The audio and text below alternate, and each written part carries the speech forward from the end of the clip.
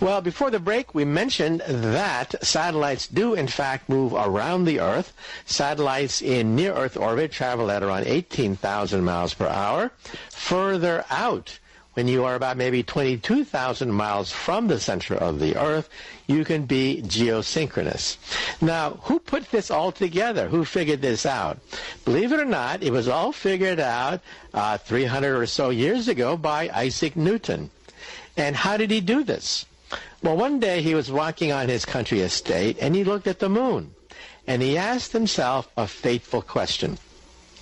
A question that broke open the universe. And that was, is the moon also falling? If an apple falls on his estate, then does the moon also fall? Believe it or not, the answer is yes. The moon falls. It is in free fall. It doesn't hit the Earth because of the Earth curves beneath it, but the moon is in free fall.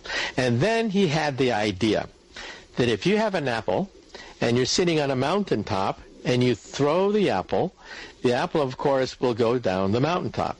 But if you throw it faster, it'll hit the ground farther and farther away from the mountain. And then Newton had the inspiration of the century.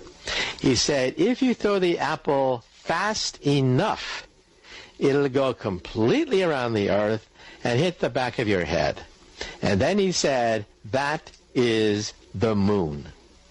The moon does not hit the Earth because the Earth curves beneath it, but the moon is like an apple being thrown completely around the Earth.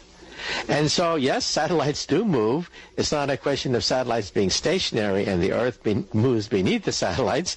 These satellites do, in fact, move at around 18,000 miles per hour. And the man who figured it all out was Isaac Newton, who then created a mechanics by which we could calculate the distances and the masses and the trajectory of all the celestial bodies in the heavens. A tremendous tour de force.